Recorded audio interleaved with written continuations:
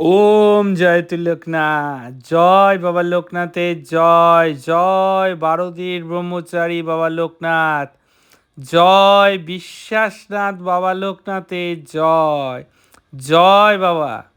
আমার নাম কল্লোল পাল, থাকি ঢাকুরিয়া।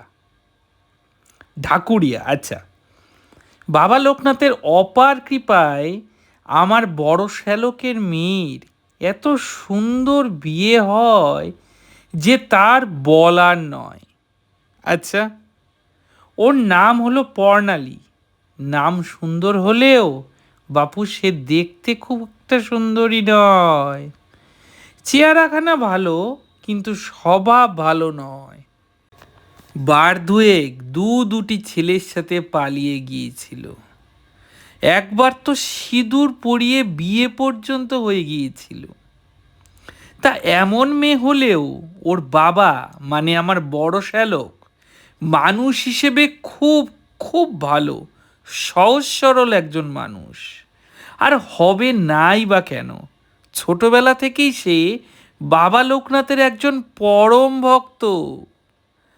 তাই মেয়ের জন্য সে দিনরাত বাবা লোকনাথের কাছে মানত করে বেড়ায়, আজ এই মন্দির তো কাল ওই মন্দির। আমার তো মনে হয় গোটা পশ্চিমবঙ্গে এমন কোনো বাবা লোকনাথের মন্দির আর অবশিষ্ট নেই যেখানে পরিতোষ অর্থাৎ আমার বড় শ্যালক যায়নি। ওর বাবার কাছে শুধু একটাই আবদার, একটাই প্রার্থনা, বাবা তুমি আমার মেয়েকে শুধরে একটি ভালো পাত্রের ঘরে বিয়ে দিয়ে দাও। ও যে আমাদের একমাত্র মেয়ে, ওর ভালো বিয়ে না দিলে আমরা যে একদণ্ড শান্তি পাব না। আর পরিতোষের এই একটিমাত্র মেয়ে, বিষয় সম্পত্তি ও পরিতোষের তো আর কম নেই। বিয়ের পর সব কিছুই জামাই পাবে। তাই পরিতোষ সবসময় বলতো, কল্লোলদা আমার শুধু আর শুধু একটি নিপাট ভালো ছেলে পাত্র হিসেবে চাই। কাজকর্ম কিছু না করলেও চলবে, শুধু আমার ছেলেটি ভালো চাই। আসলে বাবা লোকনাথ আমায় তো কিছু কম দেননি বলো।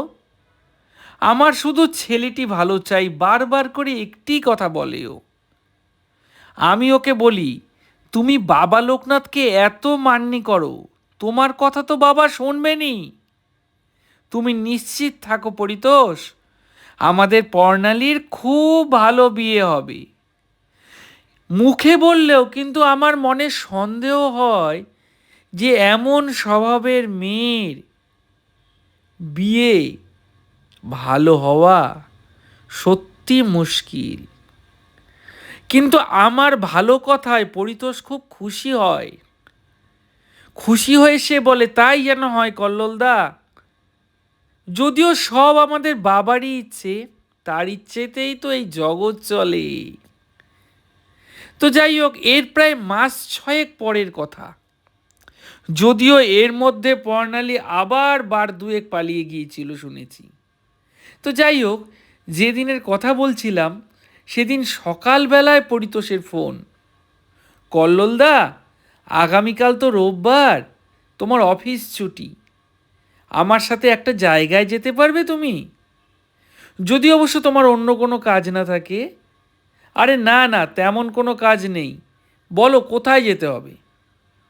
আমি তো ভাবতেই পারিনি। দেখি পরিতোষ বলল, পর্ণালীর পাত্র দেখতে। সে কি বলো, এ তো দারুণ সুখবর ভাই।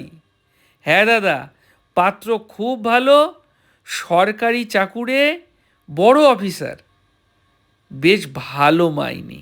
বাহ, খুব ভালো তো। হ্যাঁ দাদা, পাত্রপক্ষের পর্ণালীকে খুব পছন্দ হয়েছে। তার আগে আমাদের শুধু একবার পাত্রের বাড়ি যেতে বলেছে, এরপরেই আসি। আমার বাবা লোকনাথের কৃপা দাদা। আমি না তখন সত্যি অবাক হয়ে শুনছি আর অনুভব করছি, এ কি চমৎকার! একনিষ্ঠ ভক্তের ওপর বাবা লোকনাথের এ কি অপার ও অসীম কৃপা! এমন মেয়েরও এত ভালো সুপাত্র। আমি শুধুই অবাক।